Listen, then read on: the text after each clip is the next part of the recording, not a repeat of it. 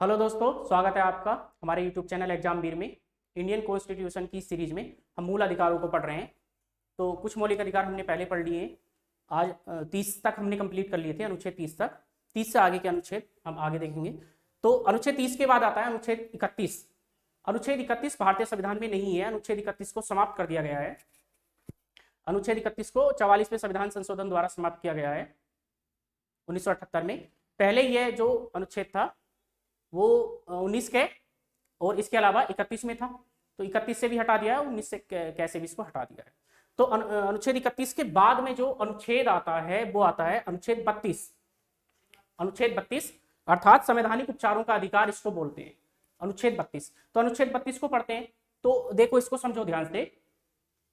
संविधान ने मौलिक अधिकारों के सुरक्षा के लिए 4 अनुच्छेद दिए। 4 अनुच्छेद ऐसे हैं भारतीय संविधान के अंदर जो मौलिक अधिकारों की रक्षा करते हैं। तो वो 4 अनुच्छेद कौन कौन से हैं? उन 4 अनुच्छेदों में पहला है 13, एक है 32, एक है 226 और एक है 359। तो ये 4 अनुच्छेद ऐसे हैं जो मौलिक अधिकारों की रक्षा करते हैं। तो अनुच्छेद 13 क्या कहता है? अनुच्छेद 13 मैंने पढ़ाया था। अनुच्छेद 13 कहता है कि अगर कोई भी पुरानी विधि वर्तमान के मौलिक अधिकारों से टकरा रही है तो मौलिक अधिकारों के सामने वो विधि क्या है, वो एक तरह से डिस्ट्रॉय हो जाएगी, नल हो जाएगी। तो ये बात कहता है अनुच्छेद 13। उसके बाद अनुच्छेद 32 हम आज इसको देखेंगे। अनुच्छेद 226 क्या कहता है कि मूल अधिकारों के उल्लंघन के मामले में हाई कोर्ट को रिट निकालने की पावर है। मूल अधिकारों के उल्लंघन के मामले में हाई कोर्ट क्या कर सकता है? रिट जारी कर सकता है। इसके अलावा अनुच्छेद 359 बोलता है कि इमरजेंसी के दौरान, केवल इमरजेंसी के दौरान ही मौलिक अधिकारों को क्या किया जा सकता है? निलंबित किया जा सकता है। मूल अधिकारों को इमरजेंसी के दौरान ही निलंबित किया जा सकता है। जब भारत में आपातकाल लगा होगा तभी मौलिक अधिकार निलंबित होंगे, अन्यथा नहीं। तो 2 मौलिक अधिकार ऐसे हैं जो आपातकाल में भी निलंबित नहीं होते हैं, एक 20 है और 21 है। 2 ऐसे हैं जो आपातकाल में भी निलंबित नहीं होते हैं। अब बात आती है कि आपातकाल के दौरान जो है मौलिक अधिकारों को निलंबित कौन करता है? तो कौन करते हैं मौलिक अधिकारों को निलंबित? तो मौलिक अधिकारों को निलंबित करने का कार्य करते हैं राष्ट्रपति। तो अगर प्रश्न आता है कि मौलिक अधिकारों को निलंबित कौन करते हैं, मौलिक अधिकारों को निलंबित करते हैं भारत के राष्ट्रपति। और अब अगर प्रश्न आता है कि मौलिक अधिकारों पर प्रतिबंध कौन लगाता है, मौलिक अधिकारों पर प्रतिबंध कौन लगाता है? तो मौलिक अधिकारों पर प्रतिबंध लगाती है संसद। और प्रश्न बनता है कि मौलिक अधिकारों का संरक्षक कौन है? मौलिक अधिकारों का संरक्षक कौन है? तो कोर्ट,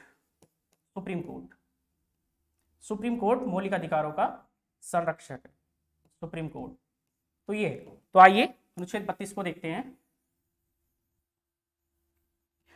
अनुच्छेद 32 2 प्रकार की पावर देता है। एक पावर तो इसने नागरिकों को दी है जो भारत के नागरिक होते हैं, और एक पावर यह देता है, एक पावर तो भारत के नागरिकों को इसने दी है 32 ने, और दूसरी पावर ये सुप्रीम कोर्ट को देता है।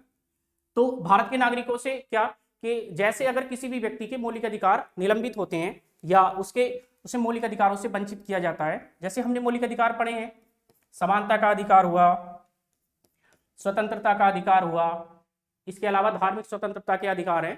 तो कोई सा भी अधिकार अगर उस व्यक्ति से छीना जाता है, उसके साथ भेदभाव किया जाता है, अस्पृश्यता, छुआछूत उसके साथ की जाती है, स्वतंत्रताएं से उसे वंचित किया जाता है, निजता के अधिकार के तहत उसको नहीं माना जाता, कई सारे मौलिक अधिकार हैं, ये हम देख चुके हैं पिछली वीडियो में। तो उनमें से अगर एक भी मौलिक अधिकार उससे छीनता है तो वो व्यक्ति अनुच्छेद 32 का सहारा लेकर डायरेक्ट सुप्रीम कोर्ट जा सकता है, डायरेक्ट सुप्रीम कोर्ट। ये पावर जो है सुप्रीम कोर्ट, ये पावर जो है अनुच्छेद 32 नागरिकों को देता है। ये पहली पावर है जो भारत के नागरिकों को दी गई है। दूसरी पावर क्या है? तो दूसरी पावर जो है अनुच्छेद 32 ये सुप्रीम कोर्ट को देता है।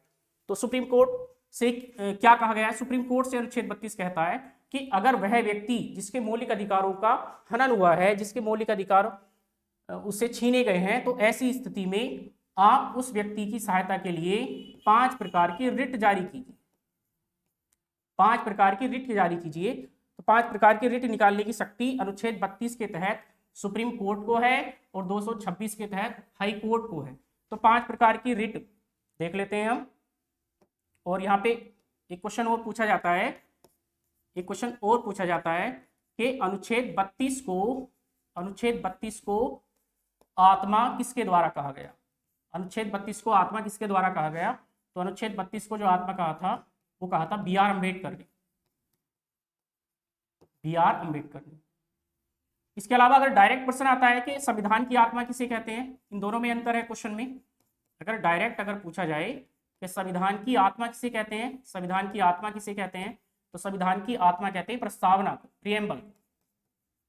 लेकिन अगर पूछे कि बी आर अम्बेडकर ने संविधान की आत्मा किसे कहा, तो आंसर होगा अनुच्छेद 32। और डायरेक्ट आता है कि संविधान की आत्मा किसे कहते हैं, तो प्रस्तावना।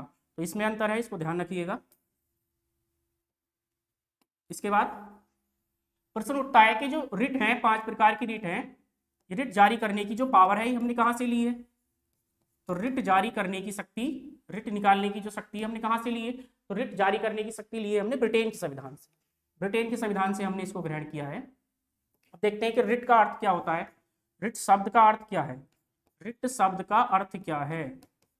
रिट को कहते हैं याचिका, याचिका। तो याचिका क्या होती है? कोर्ट द्वारा कोई भी जारी आदेश, कोर्ट द्वारा जारी आदेश, कोर्ट द्वारा जारी आदेश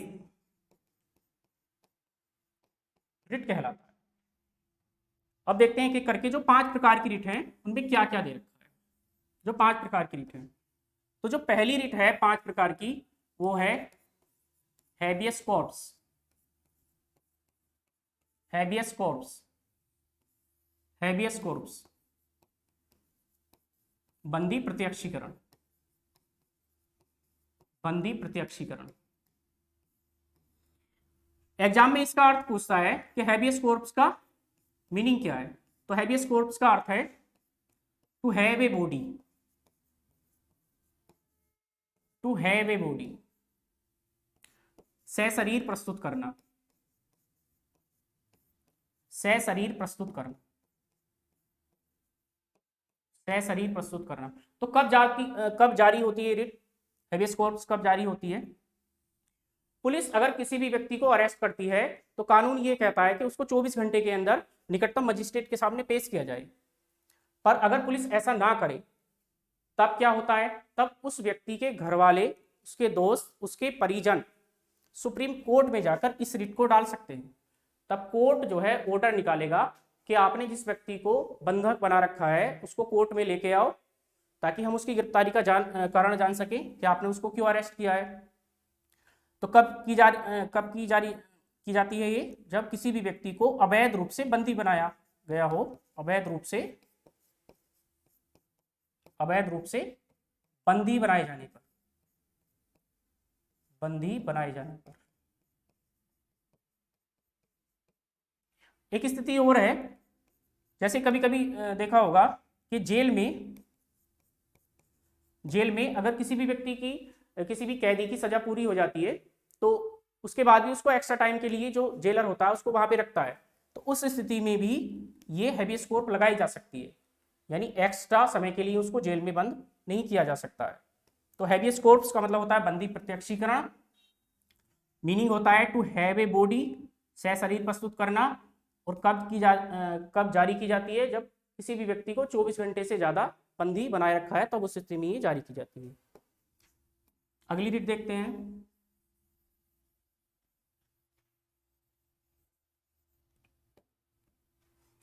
दूसरी रिट है हमारी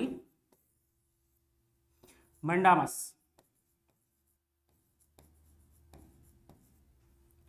परमादेश।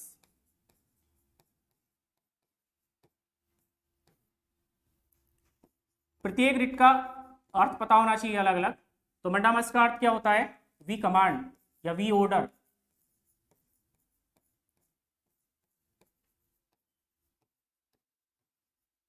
यानी हम आदेश देते हैं, हम आदेश देते हैं। ये रिट किस स्थिति में जारी होगी? परमादेश। इसमें सुप्रीम कोर्ट कहता है किसी भी सरकारी अधिकारी से कि आप जिस पद पर बैठे हो उसमें जनता की सेवा करो, वरना अपने पद से इस्तीफा दो। तो कब की जाती है ये? जब कोई भी सरकारी अधिकारी अपने कर्तव्य का निर्वहन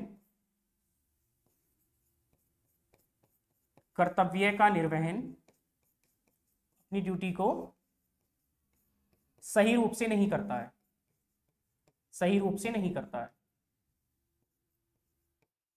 नहीं करता है, उसके खिलाफ ये रिट जारी की जा सकती है। तो कोर्ट कहता है कि जिस पद पर बैठे हो तो काम करो वरना इस्तीफा दो। इसके अलावा जो तीसरी रिट है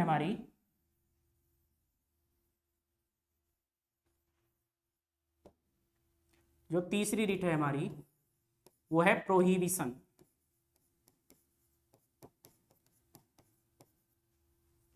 प्रतिषेध। और इसका अर्थ होता है टू प्रोहिबिट या फोरबिट, मना करना।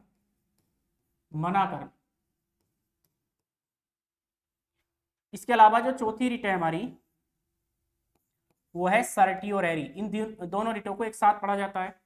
सर्टियोरेरी, उत्प्रेषण,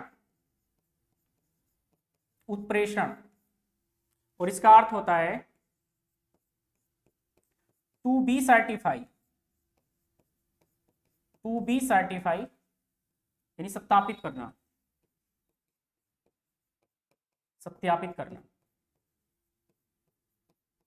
तो कब जारी होती है ये रिट?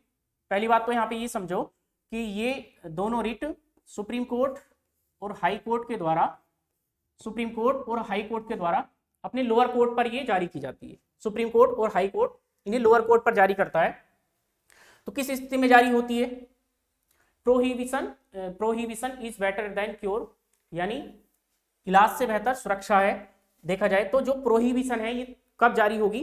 प्रोहिबिशन तब जारी होती है जब कोर्ट को कोई भी डिसीजन देने से पहले रोका जाए, या कोर्ट जब अपने अधिकार क्षेत्र से बाहर जाकर काम कर रहा हो, तब उस स्थिति में इस रिट को डाला जाता है।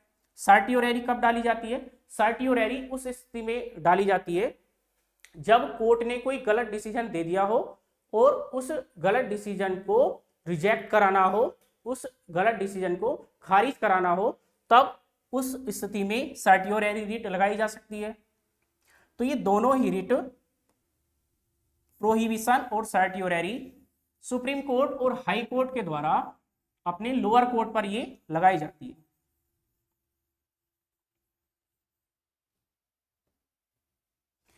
नेक्स्ट रिट है हमारी क्यो वारंटो,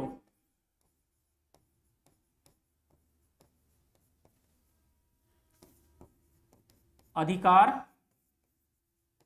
परीक्षा। और इसका अर्थ क्या होता है? वाइवाट अथॉरिटी।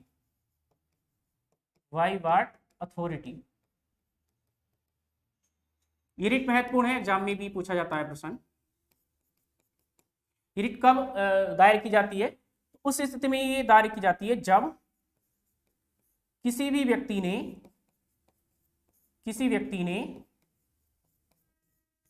अवैध रूप से या गलत तरीके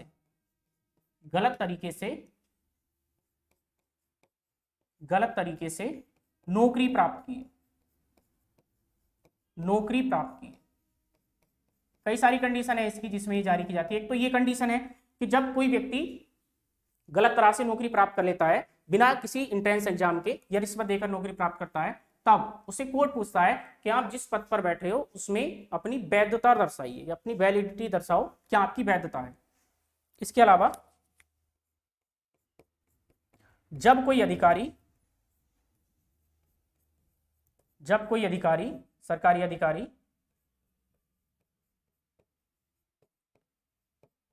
अपने अधिकार क्षेत्र से बाहर जाकर अधिकार क्षेत्र से बाहर जाकर काम करता है, बाहर जाकर काम करता है, यानी उसे उसकी अथॉरिटी तो मिली हुई नहीं है और वो अपनी उस अथॉरिटी के खिलाफ जाकर काम करता है। जैसे चालान काटने का जो अधिकार है वो एएसआई रैंक के अधिकारी को होता है, अगर कांस्टेबल वगैरह काटते हैं तो ये एक इलीगल है। तो ये कुछ कंडीशन है जिसमें ये जारी की जाती है अधिकार परीक्षा। तो इस तरह से हमने अपने मौलिक अधिकारों को कंप्लीट कर लिया है। धन्यवाद।